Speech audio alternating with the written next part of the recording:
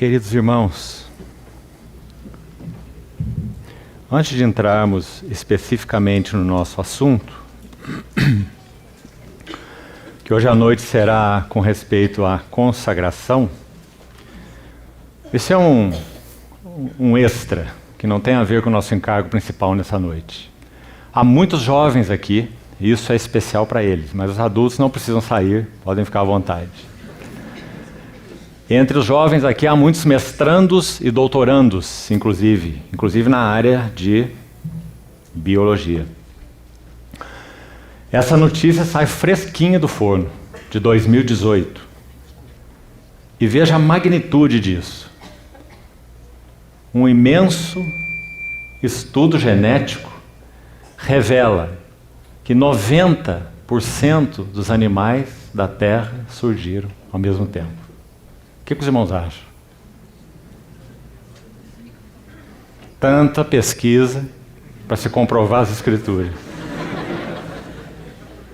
Agora, o importante sobre isso, me permitam ler um texto, prestem bem atenção. E o irmão então vai ter aí, já está aí, né, projetado. Então os que se interessaram, leiam tudo que está escrito aí. As referências, a magnitude da pesquisa, particularmente os jovens vão ficar chocados com a beleza desse estudo. Uma pesquisa publicada no início de 2018, ou seja, acabou de sair do forno científico. Ela foi publicada no periódico científico, conhecidíssimo, dos mais gabaritados, chamado Human Evolution. Envolve a análise de milhões de códigos de barra de DNA. Então, essa pesquisa desmascarou muito do que se diz hoje sobre a evolução das espécies. Sabe o que esses pesquisadores chegaram a dizer? Nós precisamos acabar com esse assunto de darwinismo e de teoria de evolução. Eles não são cristãos, são pesquisadores. Porque isso já era. Está completamente solapada a teoria da evolução. E nós temos jovens, adolescentes aí nas escolas, até mesmo em final de ensino fundamental, de 6º a 9º ano, e também ensino médio e até universidades, que ainda têm ouvido essas bobagens de professores não capacitados e desatualizados. E que ficam colocando, ou tentando colocar na cabeça dos jovens, essa besteira da teoria da evolução, para tentar contrariar a palavra de Deus.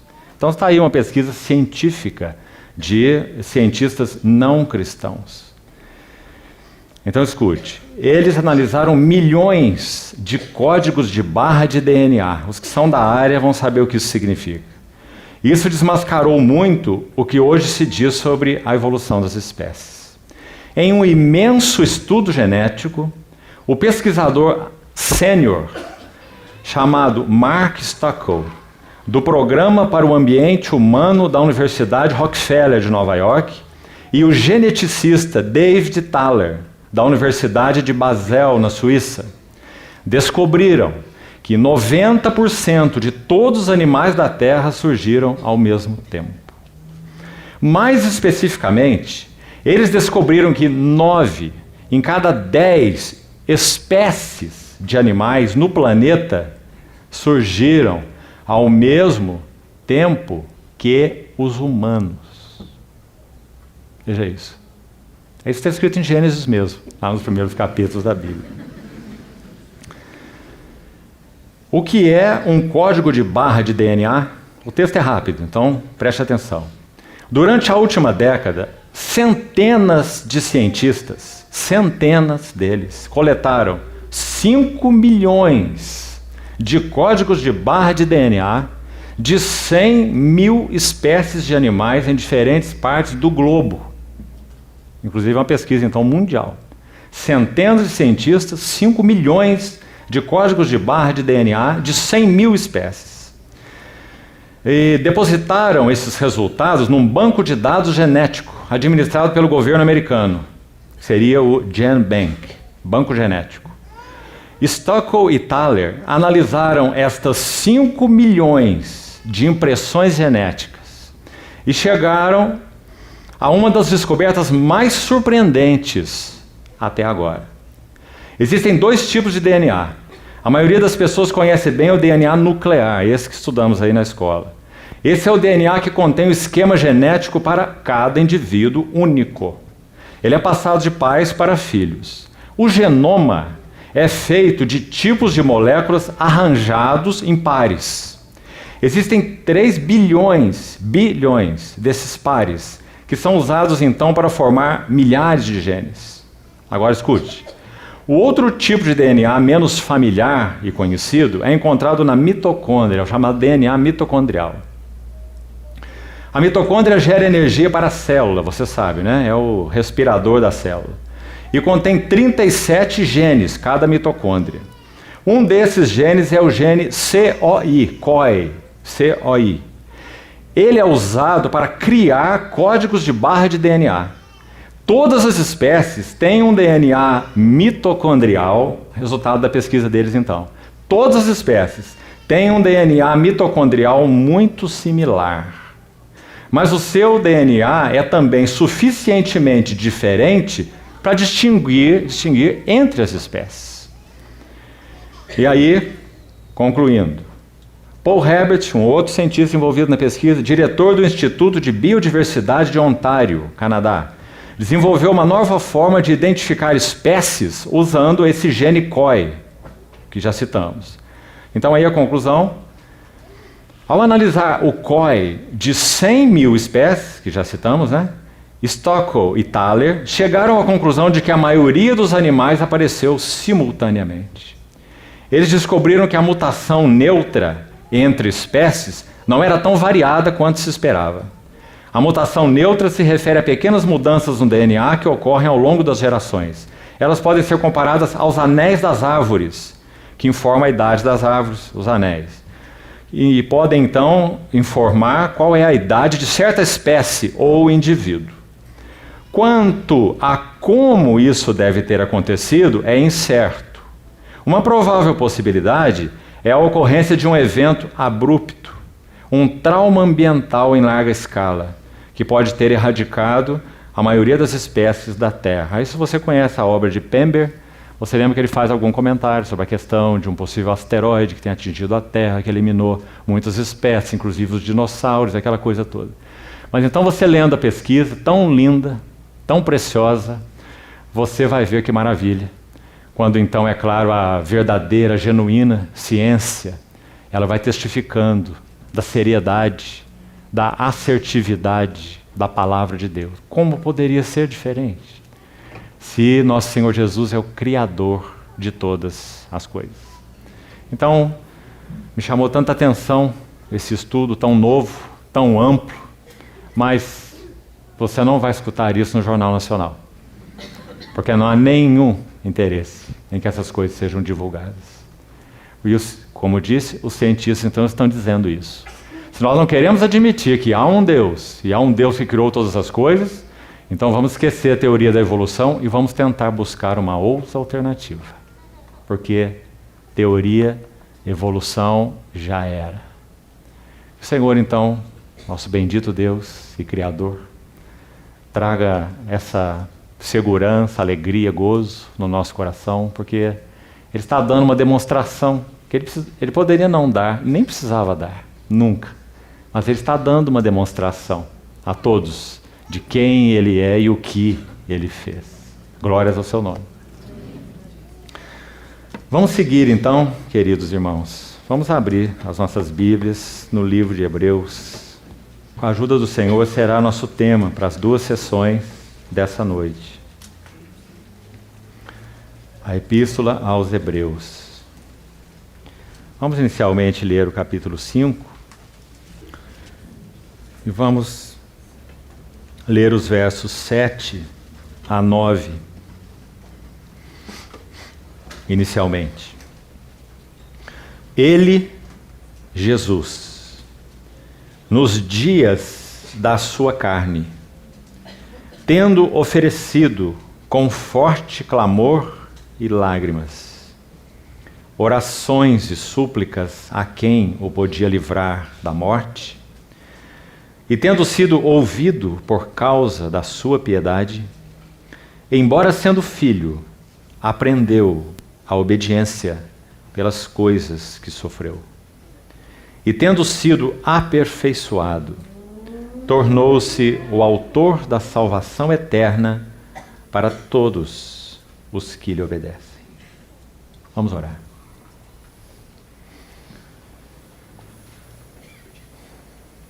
Querido Pai Celestial, colocamos mais uma vez esse tempo de comunhão na Tua Palavra aos Teus pés. E te pedimos que o Senhor seja generoso, misericordioso para conosco. E nos dê a capacidade espiritual de receber a Tua Palavra no nosso coração. Abre os olhos do nosso entendimento. Somos Teus e Tu és nosso. Te pedimos que Tua Palavra seja uma faca aguda nos nossos corações, penetrando e fazendo Tua obra santa em nós, para louvor da glória da Tua graça. Atende-nos, Senhor. Cuida desse ambiente em que estamos. Remove as distrações externas e internas, para que nosso coração esteja focado e possamos então receber algo mais do significado e das belezas, virtudes, riquezas do Teu Filho, Jesus Cristo. Assim esperamos totalmente em Ti. Em nome do Senhor Jesus oramos. Amém. Queridos irmãos, também para efeito de estudo, antes de entrarmos na Epístola aos Hebreus, o que nós buscaremos fazer com a ajuda do Senhor é o seguinte: há 14 apelos na Epístola aos Hebreus. Todos eles têm a ver com consagração. Então nós vamos dedicar esses 2 períodos à Epístola aos Hebreus. E vamos ver, assim espero no Senhor, todos os 14 apelos. E eles são divididos em grupos. Um primeiro grupo de 5 apelos, um segundo grupo de 4 apelos e um terceiro grupo de mais 5 apelos. 5, 4, 5. 14 apelos. E esses apelos, para que você já tenha um esboço, então, primário aí, o primeiro grupo de 5 apelos fala sobre o significado da consagração. Depois entraremos nos detalhes. Faça, por enquanto, o seu esboço aí. 5 apelos, o significado da consagração. O tema dos primeiros 5. Depois nós veremos mais 4 apelos. E esses 4 falam do progresso da consagração. Primeiro, então, o que significa a consagração? Qual é a essência da consagração? Primeiro grupo de 5. O segundo grupo de 4, o progresso da consagração. Como podemos avançar na consagração? E por último, um grupo de mais 5 apelos, que tem a ver com os desafios da consagração. Então, o que a consagração é, em essência, o que significa, né, os elementos que nos falam do progresso da consagração e quais são os desafios da consagração.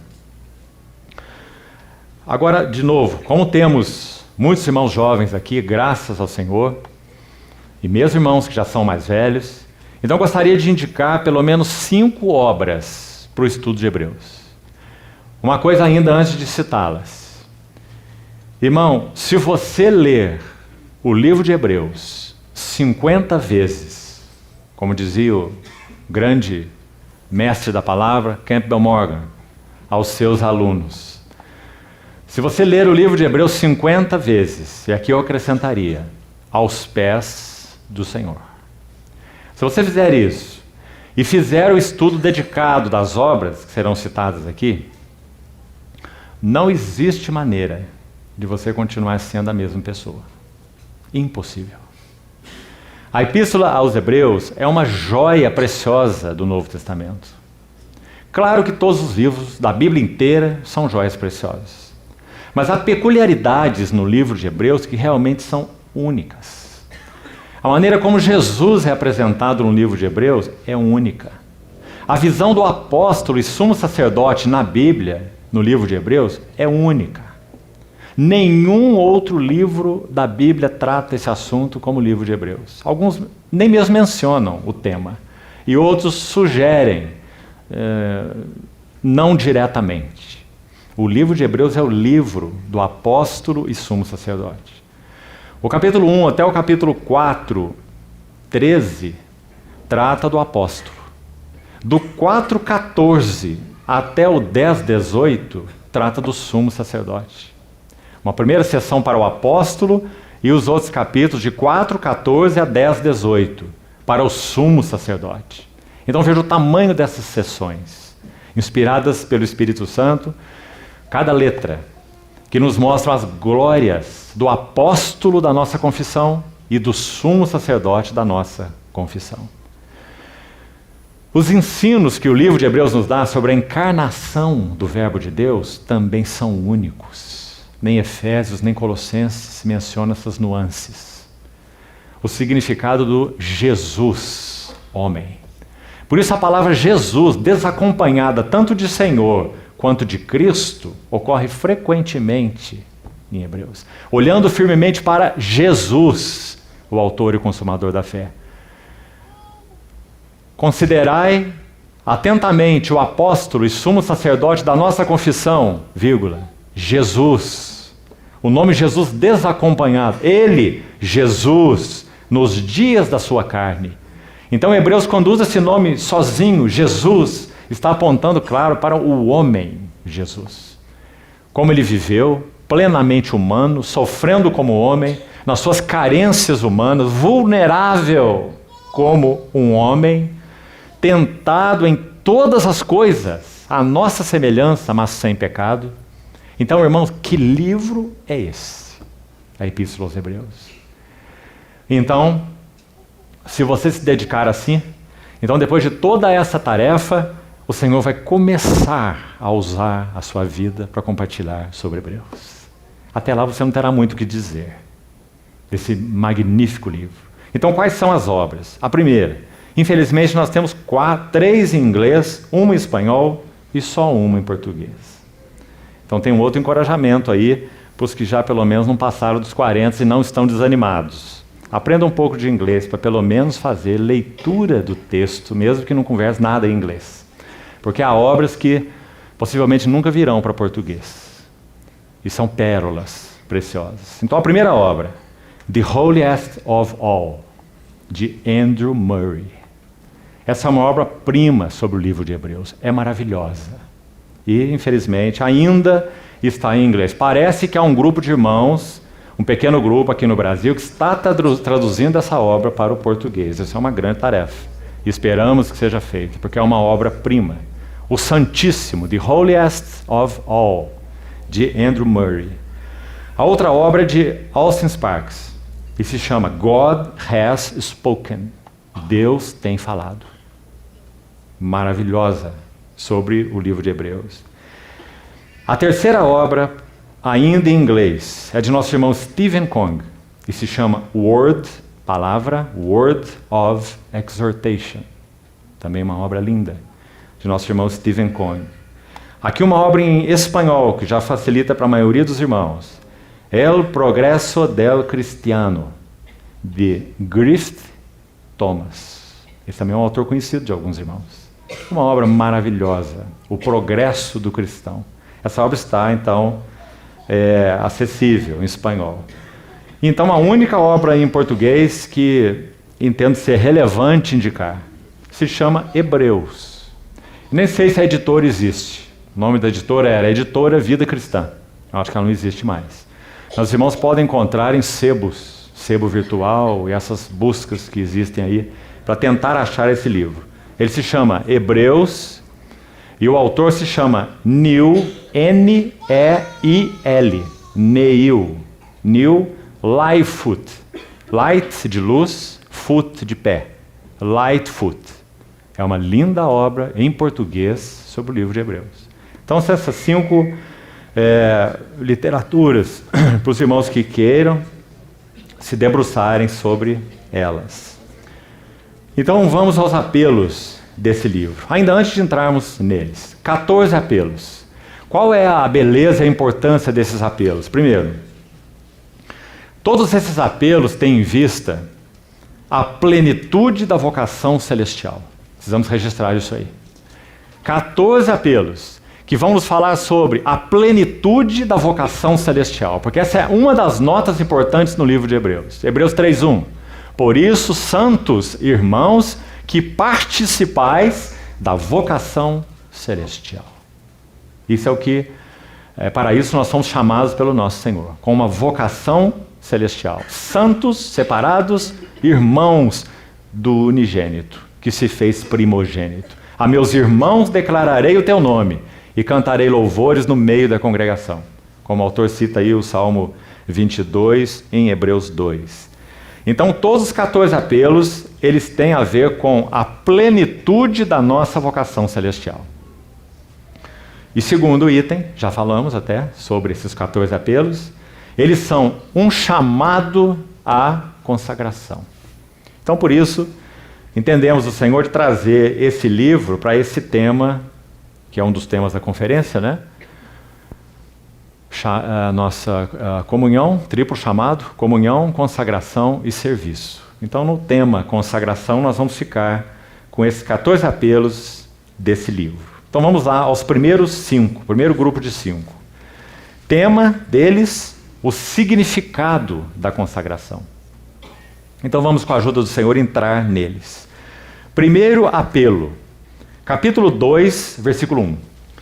Por esta razão, importa que nos apeguemos com mais firmeza às verdades ouvidas, para que delas jamais nos desviemos.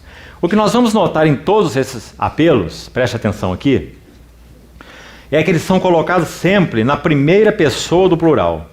Então aqui, importa que nos apeguemos. Todos os 14 apelos terão essa nota na primeira pessoa do plural. Por que chamar a atenção por isso? Muito interessante, irmãos. Quem é o autor do livro de Hebreus? Não sabemos. Só podemos ter hipóteses. Alguns acham que foi Paulo, dificilmente foi. Outros entendem que foi Lucas, por exemplo, provavelmente foi. Mas nenhum de nós pode afirmar exatamente. Mas o que nós podemos afirmar? Que o autor do livro de Hebreus é o Espírito Santo. Essa é a afirmação. E muito interessante a afirmação, porque há um versículo no capítulo 13 de Hebreus, é o verso 22, que resume o livro todo. Hebreus 13, 22. Quando o autor está concluindo o livro, ele diz: eu vos rogo que suporteis, no singular, a presente palavra de exortação. Uma palavra, a palavra de exortação. Se você estudar a obra de Andrew Murray, ou mesmo a de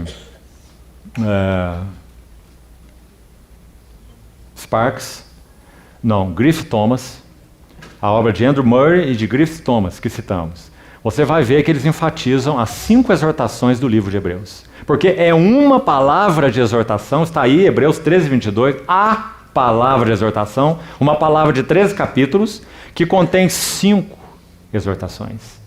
Não é nosso tema para hoje. Sabe o nosso problema com o livro de Hebreus? É que nós temos muitos planos de estudo nesse livro. Você pode ir por aqui, pode ir por aqui, pode ir por baixo, pode ir por cima. Então, às vezes, nós ficamos... O que vamos fazer com esse livro agora? Por onde nós vamos? Então, vamos um pouco pela direita, um pouco pela esquerda, um pouco por baixo, um pouco por cima. Porque você pode abordar esse livro de 4 maneiras diferentes. 4 ângulos. Um dos ângulos são as 5 exortações. Outro ângulo é o apóstolo e sumo sacerdote. Outro ângulo são os 14 apelos que nós estamos vendo agora. Tão rico, maravilhoso, majestoso é esse livro de Hebreus. Então, se o Espírito Santo é o autor desse livro, amado irmão, então, quando nós ouvimos as exortações na primeira pessoa do plural, o que nós temos certeza? Quem está nos falando é o Espírito Santo. Junto conosco, aliado conosco, porque ele veio morar em nós, nos fez sua habitação. Então ele está falando para nós, incluindo a ele, porque ele diz nós, não é? Então ele vai dizer: apeguemos com mais firmeza as verdades ouvidas. Você acha que o Espírito Santo é apegado à palavra de Deus? O que você acha? Ele é o Espírito da palavra. Então o que ele tem a dizer para nós? Apeguemo-nos. Importa que nos apeguemos com mais firmeza. Será que o Espírito Santo, por exemplo, teme que nós fiquemos aquém da vocação celestial? Teme. Então o que ele tem para dizer para nós? Temamos. Que sendo-nos deixada a promessa de entrar no descanso de Deus, suceda parecer que algum de vós tenha falhado. Hebreus 4:1. Então todos os 14 apelos são na primeira pessoa do plural. Então nós temos essa convicção. É o Espírito Santo em nós, apelando a nós. Ele junto conosco, dizendo, temamos, apeguemos, esforcemo-nos. E são muitos outros, são 14 apelos. Então que maravilhoso ouvir essa voz. Esses primeiros 5, então, falando do significado da consagração, os próximos 4, o progresso da consagração, e os últimos 5, os desafios da consagração. Então vamos ao primeiro aí, de novo, onde nós estamos. Teremos que passar, é claro, e esse é nosso encargo mesmo, objetivamente pelos 14. Que o Senhor encontre caminho para falar ao nosso coração. Nos apeguemos às verdades ouvidas. Está aí Hebreus 2:1. O que significa isso? A palavra apegar aí significa simplesmente agarrar. Tem o sentido de voltar a mente para algo. Agarrar com firmeza as verdades ouvidas. Apeguemo-nos com firmeza às verdades ouvidas, para que delas jamais nos desviemos. O que o autor tem para nos ensinar aqui? Lembre-se, nós estamos na essência da consagração primeiro. Nós estamos no significado da consagração. Então nós queremos compreender o que significa consagração. Primeiro passo, apeguemo-nos com firmeza às verdades ouvidas. Agarrar as verdades ouvidas, para que delas jamais nos desviemos. Olha essa palavra desviemos como é bonita, irmão.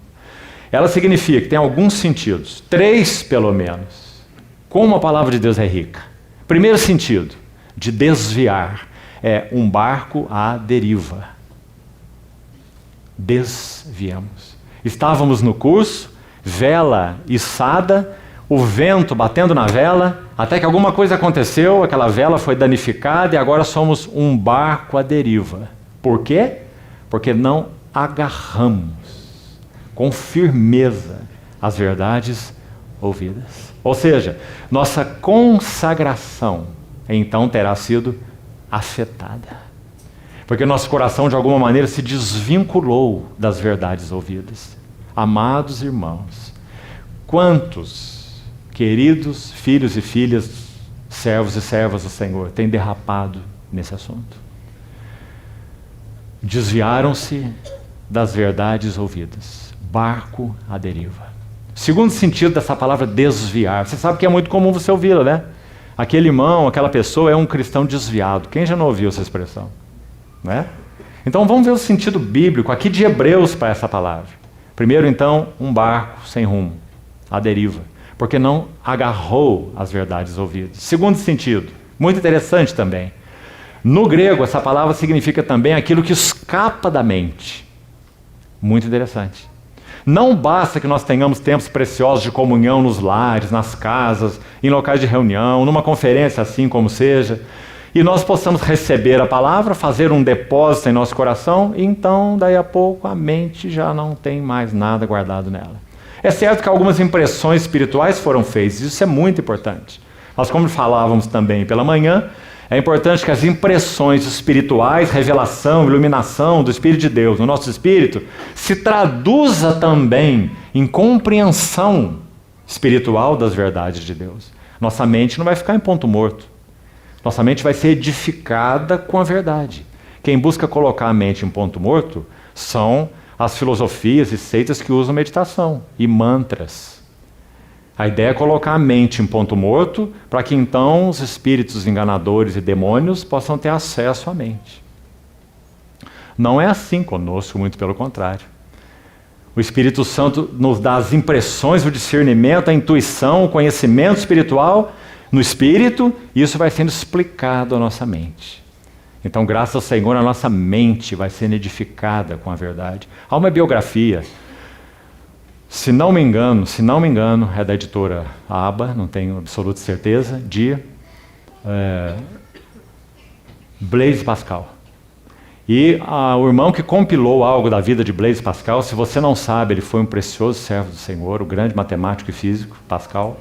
E essa compilação recebeu o nome de Mente em Chamas. Esse era Blaise Pascal. Uma mente em chamas. Porque seu coração ardia com as verdades do Senhor. E assim o seu intelecto, igualmente. Então, desviar tem o sentido também de fugir da mente. Esse não é o desejo do Senhor quando nos fala a sua palavra. Todas as impressões espirituais que Ele nos dá, e já explicamos muito disso pela manhã. É aí que tudo começa, aí é a fonte de tudo e tem que ser.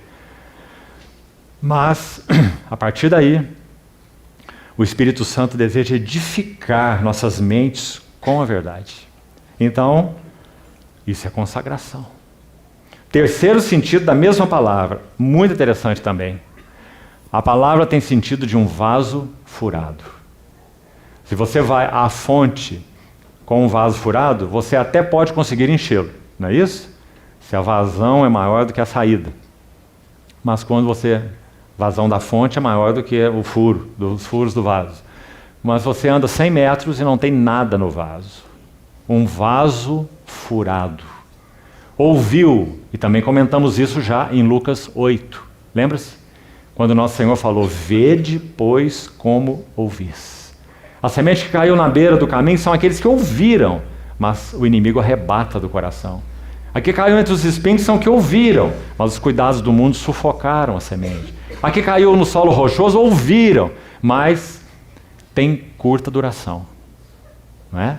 Então o Senhor diz, vede como ouvis. Como nós ouvimos? Ouvimos como beira do caminho, ouvimos como solo rochoso, ouvimos como solo espinhoso, ou ouvimos como boa terra. Né? Então vaso furado é o terceiro sentido da palavra. Por que então, irmãos, esse livro de Hebreus é tão especial no assunto de consagração, com os seus 14 apelos?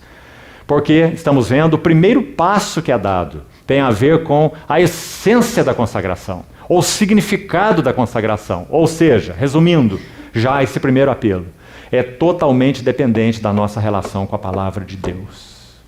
Se o nosso coração, mente não estão ocupados com a palavra de Deus, nós vamos derivar do caminho. Um barco à deriva, um vaso furado, uma mente não edificada. Isso é essencial na consagração. Aliás, irmãos, essa palavra consagração é tão preciosa. Você já está vendo mesmo no português o que ela significa. Consagrado. Não é bem claro? Estamos unidos ao sagrado. Estamos diante do sagrado. Estamos vivendo com o sagrado, no sagrado. Consagração. Ele é o sagrado para Deus e para os nossos corações. E nós nos consagramos, nos unimos ao sagrado, com S maiúsculo. Por isso, irmão, por exemplo, na Epístola aos Efésios, junto com Colossenses, Paulo vai dizer assim, enchei-vos do Espírito. E a expressão paralela, digamos assim, em Colossenses, sabe qual é? Habite ricamente em vós a palavra de Cristo. Que importante, amado irmão.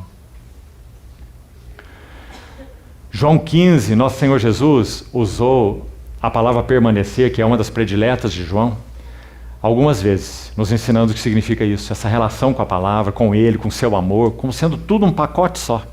Ele disse assim, permaneçam em mim, e eu permanecerei em vós. Aí ele vai trocar a ideia, ou as palavras, mas o mesmo conceito. Veja a importância. Ele vai dizer, se permanecerdes em mim, e as minhas palavras permanecerem em vós. O Senhor está fazendo uma equação aqui, não é? Ele está dizendo que Ele permanecer em nós e suas palavras permanecerem em nós são uma única e mesma coisa. Se nosso coração estiver vazio da palavra do Senhor, está vazio do Senhor. As palavras que eu vos tenho dito são espírito e são vida. Certa vez George Miller estava orando, pedindo a Deus fé. Você sabe quem foi George Miller? E o seu orfanato de 500 crianças, sustentado exclusivamente pela fé, não por esmolas, ou doações, ou petições. George Miller diz: eu orava a Deus pedindo fé. Então eu fui à palavra e a fé veio. Não é lindo? Romanos 10 diz: a fé vem pelo ouvir, e o ouvir pela palavra de Cristo. Por isso Paulo aconselhou a Timóteo a guardar a palavra no seu coração e amá-la, e meditar nela, e viver dela, e viver por ela, e pregá-la. Não é? Então aí está o primeiro apelo no livro de Hebreus, que tem a ver com o significado da consagração. Nós queremos manter a consagração, nós precisamos estar constantemente contemplando a beleza, riqueza e virtude e glórias do nosso Senhor Jesus na palavra. Do contrário, nós vamos derivar. Então, esse é o primeiro apelo. O segundo, lembre-se, todos os 5 primeiros têm a ver com o significado da consagração. Segundo apelo está em Hebreus 4:1, sempre na primeira pessoa do plural. Temamos, graças a Deus, o Espírito Santo bendito que vem morar em nós, ele é o exortador, ele é o consolador, que tem o mesmo sentido, a palavra, na língua original. O Paráclitos é o exortador. Nas nossas Bíblias foi traduzido como consolador porque o tradutor preferiu usar consolador. Se ele tivesse preferido usar exortador, seria certíssimo. Porque o parakaleu significa isso, chamar para o lado, um advogado, um companheiro, alguém que toma-nos pela mão, alguém que nos representa, todos esses sentidos. Então ele é o exortador, aquele que está ao nosso lado, para nos admoestar. Então, o segundo apelo: temamos que, sendo-nos deixada a promessa de entrar no descanso de Deus, suceda parecer que algum ou alguns de vós tenham falhado. O que significa esse segundo apelo? Vamos dar um nome para o primeiro, então, para podermos colocar isso de forma bem didática para você meditar aos pés do Senhor. O primeiro apelo: amor e apego à palavra. Vamos denominá-lo assim: amor e apego à palavra. O significado da consagração tem uma relação direta com o nosso amor e apego à palavra de Deus. Número 1, que já vimos, está lá em Hebreus 2:1. Agora então, Hebreus 4:1, mais um apelo: temamos, sendo-nos deixada a promessa de entrar no descanso, suceda parecer que algum de vós tenha falhado. Número 2, santo temor. Consagração implica em santo temor. Nós não damos as coisas por garantidas. Sim, nós somos os filhos de Deus. Esse é um assunto consumado, graças ao Senhor. Minhas ovelhas são minhas, ouvem minha voz, não entrarão em juízo, já passaram da morte para a vida, eu lhes dou a vida eterna, jamais perecerão. E todos esses versículos que tanta segurança trazem para o nosso coração. Isso é um fato. Mas tem outro fato. O outro fato que o autor de Hebreus usa com tanta preciosidade é que ele toma a geração que falhou no deserto, nos chamando a atenção como que dizendo: veja, eles foram redimidos pelo sangue. Veja, eles comeram a carne do Cordeiro Pascal. Veja, eles passaram pelo Mar Vermelho. Veja, eles comeram o maná do céu. E acho que você entende tudo o que isso significa espiritualmente falando, não é? Então ele usa essa geração e diz assim: mas os seus cadáveres ficaram prostrados no deserto. O que será que o autor de Hebreus quis dizer com isso?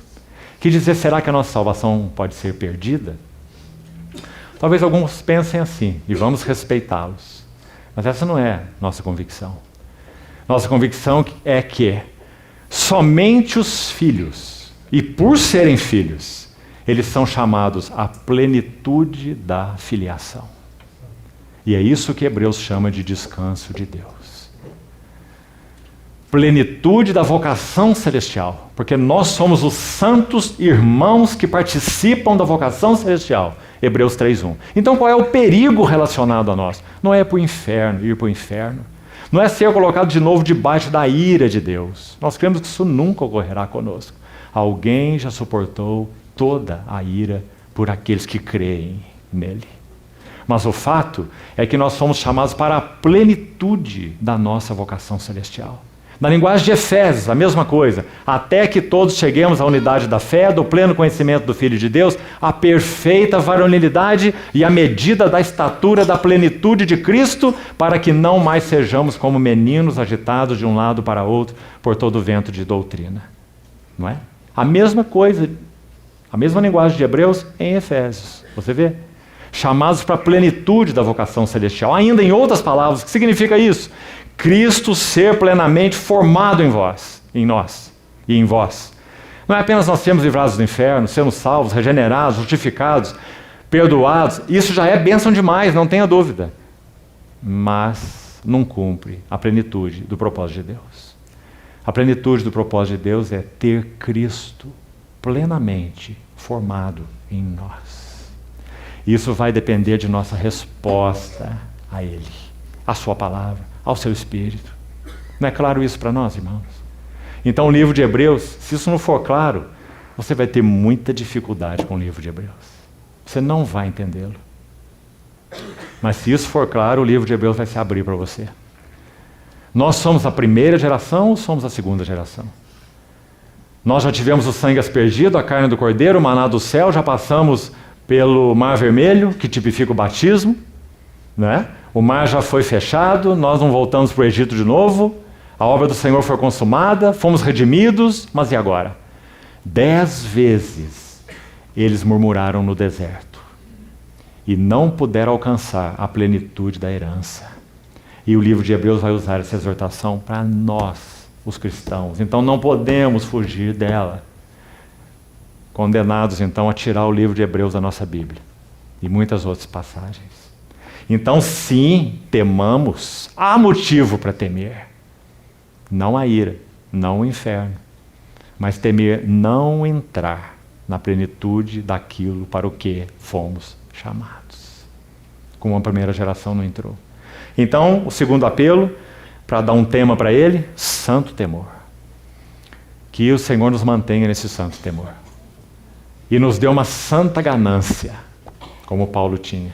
Prossigo para o alvo, o prêmio da soberana vocação de Deus em Cristo Jesus, para ganhar a Cristo e ser achado nele, para o conhecer e o poder da sua ressurreição. Essa tem sido nossa gana, irmãos? Tem. O Cristo tem sido um anexo de nossas vidas. Cristo tem sido ponte para um fim. Corremos esse risco. Que o Senhor então nos ajude e ajuste nossos corações. O que significa então esse segundo apelo, santo temor? Primeiro, já explicamos, falhar em entrar na plenitude do descanso. Já citamos.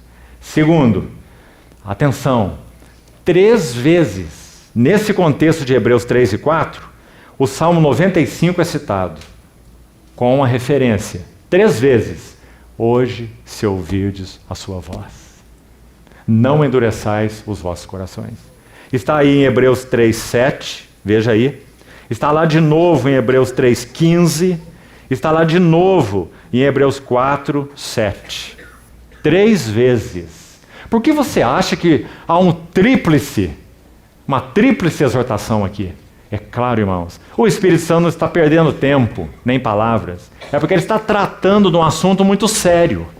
Então ele cita 3 vezes o Salmo. Hoje, se ouvirdes sua voz, não endureçais os vossos corações. Já vimos no capítulo 2 o que foi dito. Apeguemos com firmeza às verdades ouvidas, para que delas não nos desviemos. O verso 2 do capítulo 4, por favor acompanhe, que está em seguida a esse apelo, temamos o santo temor. Olha o que é dito em Hebreus 4:2. 4:2. Porque também a nós, foram anunciadas as boas novas, como se deu com eles. Quem são o eles? A primeira geração que ficou prostrada no deserto. Agora, olha esse término do verso. Mas a palavra que ouviram não lhes aproveitou, porque não foi acompanhada pela fé. A ideia aí, me permitam reforçá-la, já falamos isso, é misturada com a fé. A palavra de Deus não tem problema nela mesma, porque a palavra de Deus é viva e eficaz. Deus é vivo, então sua palavra é viva, tem a mesma natureza que ele. Deus é operante, então a sua palavra é eficaz, porque tem a mesma natureza que ele. Então não há nenhum problema com a palavra de Deus. Há problema com a recepção da palavra de Deus. Não está claro isso? Então ouviram a palavra, mas não lhes aproveitou, porque não foi misturada com a fé naqueles que a ouviram. Me permita usar uma ilustração da odontologia. Antigamente na odontologia era usado um material para restauração era uma liga, chamada amálgama de prata. Uma liga de prata, estanho e outros elementos. Então quando o mercúrio entra em contato com esse metal, enquanto estão separados, eles são estáveis. Mercúrio e metal. Quando se coloca os dois juntos, você tem no máximo 5, 6 minutos para trabalhar essa liga no elemento a ser restaurado, e modelar, e desenhar, e esculpir, de acordo com a anatomia natural. Se você não fizer, pode jogar o material no lixo, porque ele vai endurecer como uma rocha. Assim é a palavra de Deus. A palavra de Deus tem uma expectativa de vida. Preste atenção nisso. Expectativa de vida. Significa, Deus nos fala. E esse falar de Deus tem uma expectativa de vida, um período de vida. Se nós não agarramos com firmeza as verdades ouvidas e misturamos com fé, ele foi perdido. Então o que Deus, na sua misericórdia, tem que fazer conosco de novo, e o faz por sua misericórdia. É um tem por sua misericórdia, não é? Porque ele não deve nada a ninguém. Ele o faz por sua misericórdia. Ele refala. E muitas vezes, irmãos, num mesmo tema, Deus nos fala dezenas de vezes. Sabe por que nós estamos reforçando isso? Porque isso explica por que nós levamos tanto tempo para amadurecer. Não devia ser assim. Nós devíamos responder com mais prontidão aos impactos da presença da palavra de Deus no nosso coração, dizendo: sim, Senhor, eu sou esse, e o Senhor é esse. Faz esse trabalho em meu coração, expõe esses vermes na tua luz, queima, fulmina, me dá a agarrar aquilo que o Senhor me tem falado com um verdadeiro coração de arrependimento. Então nós progrediríamos muito mais rapidamente. A palavra que ouviram, não há problema com a palavra, Deus nos fala todos os dias. O primeiro versículo de Hebreus serve para ser aplicado e ampliado para todas as nossas circunstâncias. Havendo Deus falado muitas vezes, de muitas maneiras, Ele continua fazendo isso. Usa até ímpios para falar conosco. Usa circunstâncias mais diversas, porque Ele é um Deus que fala. A grande questão é: hoje, se ouvires a sua voz, não endureçais os vossos corações. Então temamos que, sendo-nos deixada a promessa de entrar no descanso, suceda parecer que algum de vós tenha falhado. Somente respondendo à palavra de Deus é que nós vamos entrar na plenitude da vocação celestial. Descanso em Cristo, contemplação de Cristo, amor a Cristo, devoção a Cristo, compreensão dos interesses de Cristo, compartilhando das cargas do coração de Cristo. Irmãos, nós nos tornamos tão mecânicos e tão automáticos tantas vezes que o Senhor nem pode compartilhar as cargas do coração dele conosco. Nós não temos tempo para isso. Estamos atarefados demais. Mais à frente, não sei se hoje ou amanhã, nós vamos ler um outro pequeno texto sobre dores de parto. O Senhor compartilhando as cargas dele com o coração do servo. E o que essas dores de parto fazem no servo, ou são destinadas a fazer. E nós vamos ver que elas são destinadas a purificar o coração do servo, primeiro, para então ele compartilhar das cargas do coração do Senhor. Mas será que temos tido tempo para isso? Então, a segunda exortação: temamos, porque sim, há muita coisa a temer. Não entrar na plenitude do que Deus tem preparado para nós em Cristo Jesus. Tanto individualmente, mas principalmente, o foco aí realmente não é individual, o livro de Hebreus é coletivo, é entrarmos corporativamente naquilo para o que o Senhor nos tem chamado.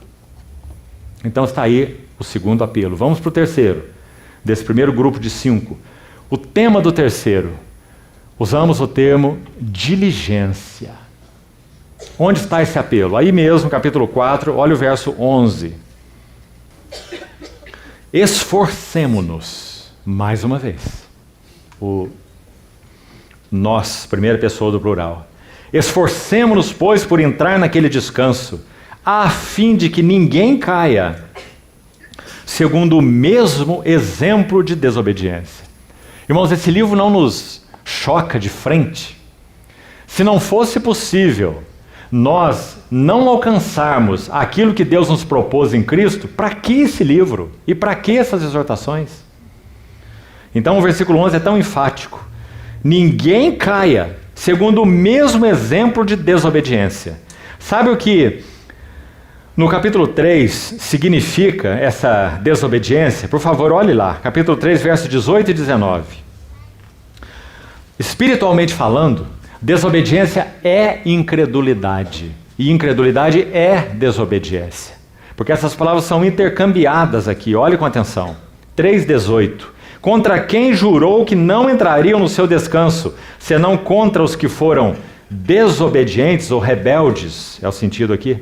Aí diz, vemos, pois, que não puderam entrar, aqui o lógico seria colocar, por causa da desobediência, já citada no verso 18.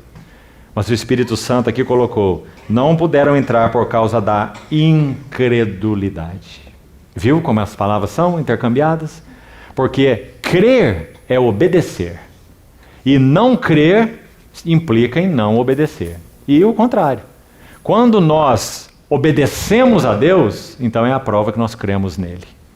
Quando nós não obedecemos a Deus, isso é incredulidade.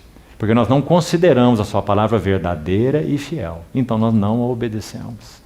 Então, aí vem o terceiro apelo à diligência. Esforcemo-nos. Essa palavra também tem o sentido de apressemo-nos. Mas parece que o sentido esforcemo-nos é mais interessante, porque faz um contraste. Olha que bonito o contraste. Nós nos esforçamos para trabalhar, certo? Trabalhar exige esforço. Mas esse versículo está nos pedindo para nos esforçar para descansar. Você faz esforço para descansar? Você chega cansado, não é? E atira o seu corpo sobre o sofá ou sobre a cama, sem nenhum esforço, não é? Mas o livro de Hebreus está dizendo, esforcemo-nos para entrar no descanso de Deus. Isso nos fala algumas coisas, irmãos, importantes. Sabe qual é a primeira? Descanso para nós não é algo natural. Nós não sabemos descansar. Não é só soltar o corpo, não. Espiritualmente falando, né? Na experiência espiritual. A nossa maior dificuldade é descansar. A nossa maior facilidade é trabalhar, é fazer, né? Como nosso irmão, querido irmão, falava na primeira reunião, ontem pela noite, né? Ouvir o Senhor, o carneiro da consagração. Hoje, se ouvirdes a sua voz, não endureçais os vossos corações. Nós queremos começar o assunto consagração pela mão, né? Ativismo. Então, aí está o terceiro apelo, diligência e o esforçar para descansar. Que lindo. Efésios, você sabe, tem 3 grandes sessões. A primeira sessão é descanso, a segunda sessão é andar, a terceira sessão é batalhar. Nessa ordem, nunca pode ser mudado.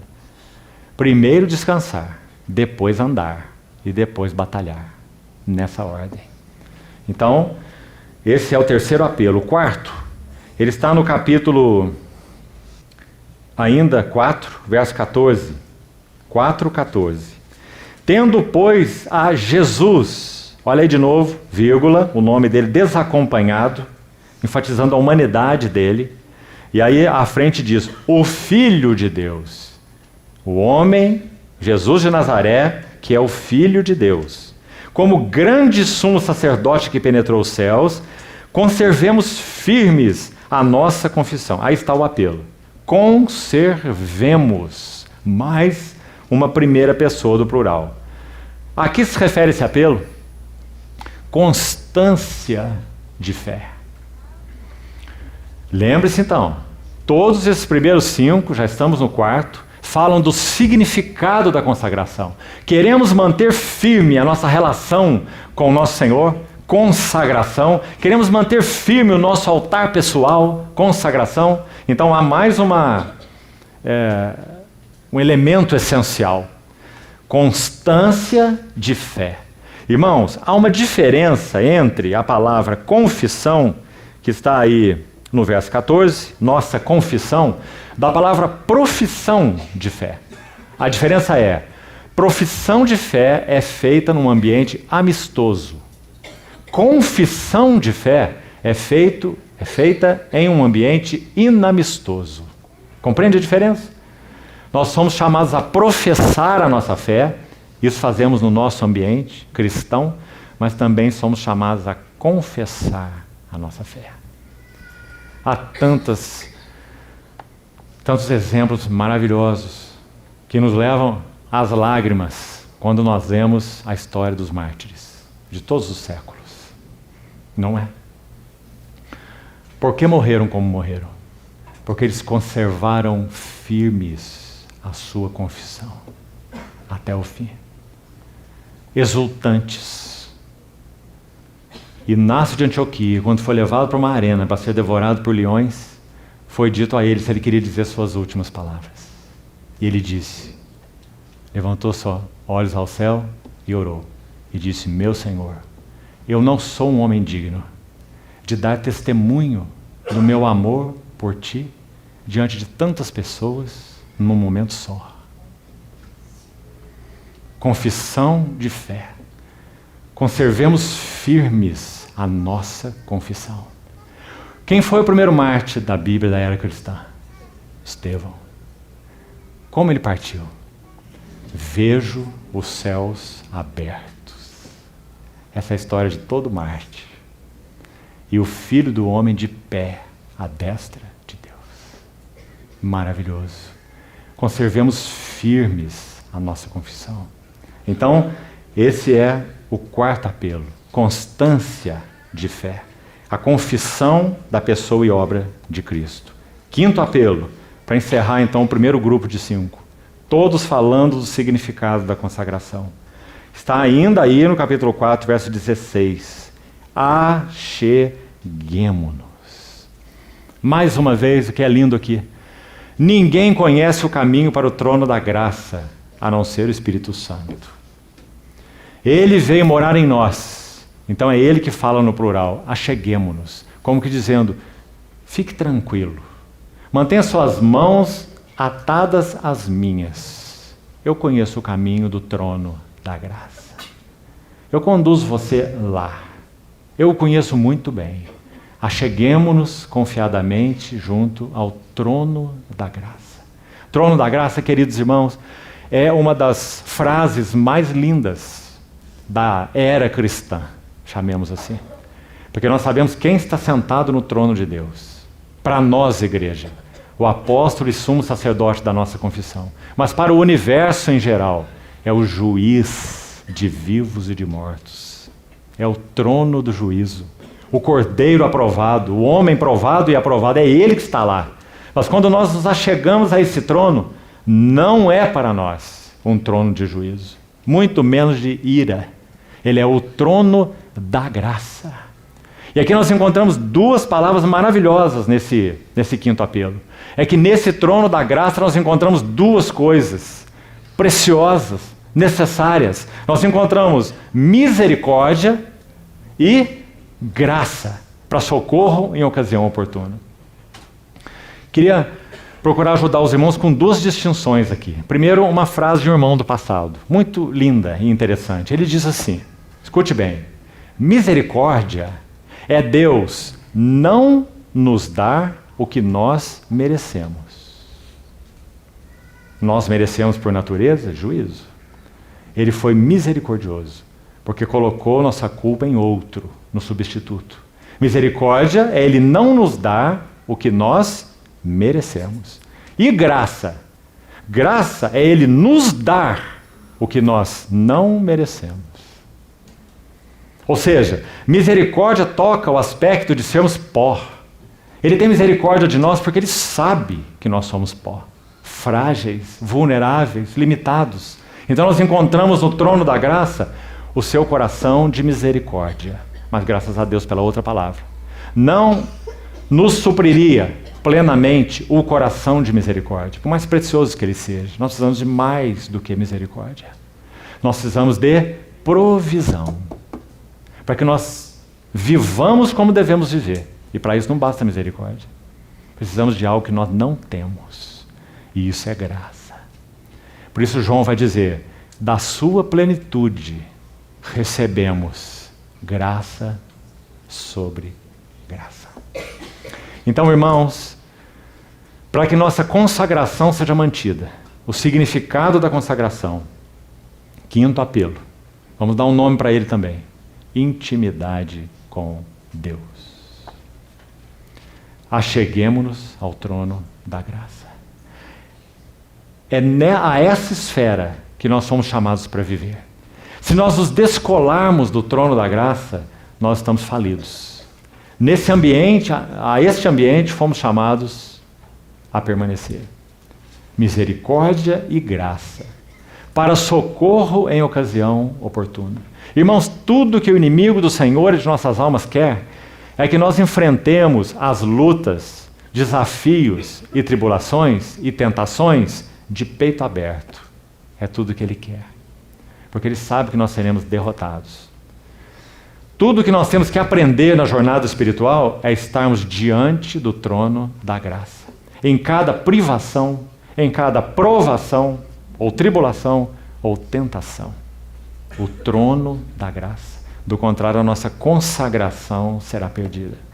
Então, esses são os 5 primeiros apelos. Acheguemo-nos, conclui aí então o 5º apelo, intimidade com Deus. Nós compartilhávamos com os irmãos na quinta-feira à noite que, infelizmente, parece-nos que a última pessoa a que chegamos a conhecer intimamente é o Senhor Jesus.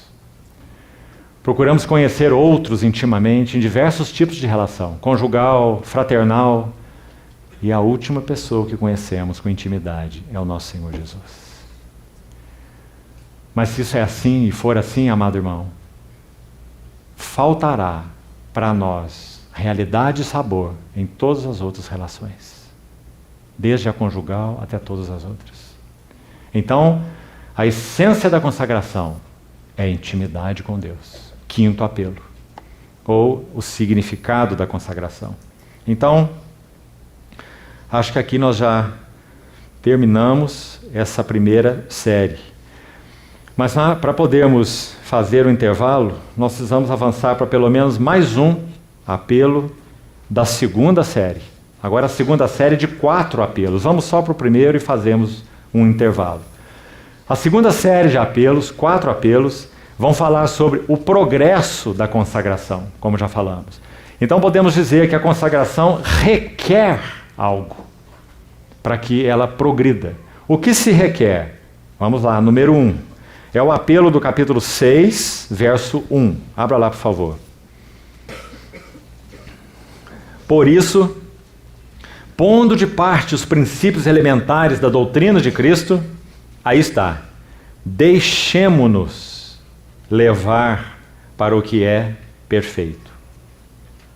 Não lançando de novo a base do arrependimento de obras mortas e da fé em Deus. Aqui o apelo é: deixemo-nos levar para o que é perfeito. Como vamos chamá-lo? Anseio por maturidade espiritual. O progresso da nossa consagração é o tema desses 4 apelos aí próximos. O progresso da nossa consagração requer um anelo por maturidade espiritual. Se estivermos contentes onde estamos, contentes com o que já alcançamos, contentes com o que chamamos de nível espiritual que nós estamos, contentes em qualquer tipo de zona de conforto, então nós estamos falhando no que concerne a esse desafio da consagração. Progresso em direção ao que é perfeito. O Senhor Jesus nunca se agradará em ter na sua igreja uma creche de bebês. Esses bebês são muito interessantes, porque aos olhos do Senhor, se é assim, todos são bebês. se não amadurecem, claro. E nós sabemos o que os bebês fazem. Eles gostam de chocalhinhos, e tem chocalhinho de toda cor. Tem um com sino, outro sem sino, tem o vermelho, tem o branco, tem o que acende luz, o que não acende, né? Mas são todos chocalhos, e são todos bebês. Mas o bebê acha que o chocalho do vizinho é sempre mais bonito que o dele. Então ele dá uma chocalhada no outro para obter o chocalho dele, né? Brigando pelos chocalhos, mas todos são chocalhos e todos são bebês. Isso não agrada o coração do Senhor. Nós fomos chamados para nos deixar levar para o que é teleios, o que é adulto, maduro, perfeito. Para isso fomos chamados. Como nós avançamos a isso? Um anelo por maturidade espiritual. Como isso se expressa? Irmãos, Paulo teve um inúmero, podemos dizer, de vitórias espirituais, de triunfos no Senhor na sua jornada apostólica. Quando ele olha para elas, e parece que pensamos pouco nisso dessa maneira, ele diz assim em Filipenses 3, esquecendo-me das coisas que para trás ficam. Parece, quando lemos isso, que ele está só pensando, eu vou esquecer que eu fui chicoteado em Filipos, que eu fui apedrejado em Listra, não é? Ele não está falando isso. Ele está dizendo que ele esquece todas as coisas que para trás ficam. Ele está dizendo, para lembrar a palavra de um outro servo, de novo, o Otmani, quando já prestes a partir para o Senhor daquela prisão comunista, ele orou assim, Senhor, eu passaria tudo o que passei de novo, não por causa da tua obra, nem por causa da tua igreja, e nem por causa dos teus filhos, mas por ti mesmo. Esse também era Paulo. Então ele diz, esquecendo-me das coisas que para trás ficam. Sofrimentos, mas também vitórias, e muitas. Isso não o amarrava. Paulo não era um saudosista. Essa assembleia eu fundei, aquela outra também eu fundei, essa aqui também, e lá eu vivi isso, e eles são devedores a mim. Esquecendo-me das coisas que para trás ficam, e avançando para as que diante de mim estão. Eu prossigo para o alvo. O alvo. O prêmio da soberana vocação de Deus em Cristo Jesus. Esse homem é um apaixonado por Cristo. Irmão, quando ele estava na prisão de Roma, de Atos 28, que cena impressionante. Porque a história vai dizer que escoltas de 4 em 4 horas se revezavam para guardar Paulo. Ele estava acorrentado dentro de casa, na casa que ele próprio alugou. Ele tinha direito a isso, porque podia receber visitantes e tal, mas ele estava preso. E estava guardado por escoltas. Eles não sabiam o que fizeram. Porque essas escoltas que se revezavam tinham que ouvir Paulo ditando as suas epístolas. E o que aconteceu com eles? Eles foram caindo aos pés do Senhor Jesus. Então, quando Paulo escreve aos Filipenses, ele tem uma saudação para enviar. Ele está preso em Roma. E tem uma saudação para enviar para Roma. Saúda-vos, os da casa de César. Imagine que prisão esses guardas tiveram que enfrentar acorrentados a Paulo, ouvindo a palavra de Deus dos lábios desse servo e caindo de joelhos aos pés do seu Senhor. Então, prossigo para o alvo. Deixemos-nos levar para o que é perfeito. Um missionário entre os índios, século passado, chamado Henry Martin, ele partiu porque adquiriu uma doença entre os índios que ele evangelizava. Ele escreveu algumas coisas muito bonitas. Uma delas, ele era um jovem, menos de 30 anos. Ele escreveu assim, em ti, uma oração. Em ti, ó meu Deus, não há engano. Eu nunca terei de me arrepender por ter te amado tanto. Deixemo-nos levar para o que é perfeito. George Cutting, aquele que escreveu um pequeno livretinho, A Segurança, a Certeza e o Gozo da Salvação. Já foi traduzido para mais de 70 idiomas. Tão preciosa obrazinha de George Cutting. Esse irmão estava no seu leito de morte e foi visitado por um outro servo do Senhor. E esse servo do Senhor vai narrar que ele já quase não podia falar. Então, uma cadeira foi posta do lado, esse outro servo se assentou. Então ele narra que George Cutting estendia sua mão, segurava no braço dele e dizia, e sussurrava, sabe, irmão, eu sou dele. E após alguns minutos, ele estendia de novo a sua mão, tocava no irmão e dizia, sabe outra coisa, irmão, ele também é meu. Essa é a linguagem do livro de Cantares. Irmãos, a obra passa, as pessoas passam, a saúde passa, o vigor passa, mas a nossa relação com Ele nunca passará. Deixemo-nos levar para o que é perfeito, prossigo para o alvo. Então, como podemos progredir na consagração? Se nós tivermos uma ganância de ganhar a Cristo, para o conhecer, como Paulo diz em Filipenses. Sem isso, nós não progrediremos em nossa consagração, pelo contrário. Nós frequentemente acharemos tudo difícil. A vida cristã um fardo, os irmãos um problema, a igreja de Deus um cansaço, a obra de Deus eu preciso tirar férias, quando eu vou para a praia eu nem Bíblia levo.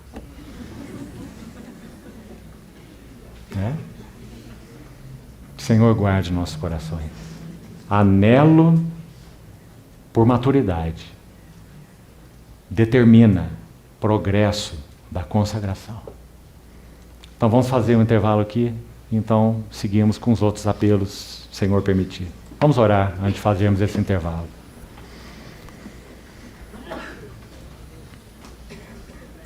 Senhor, colocamos nas Tuas mãos as palavras compartilhadas, porque sabemos que Tuas mãos são fiéis. E o Senhor é o único capaz de usá-las no nosso coração e nos aperfeiçoar, conduzir nossos afetos para Ti. Confiamos, Senhor, tudo a Ti. Guarda-nos, mesmo nesse tempo de intervalo, conserva a Tua palavra no nosso coração e continua nos ajudando, nos dando capacidade, concentração, recepção para esse tempo que ainda teremos nessa noite. Esperamos em Ti, na Tua graça, em nome do Senhor Jesus. Amém.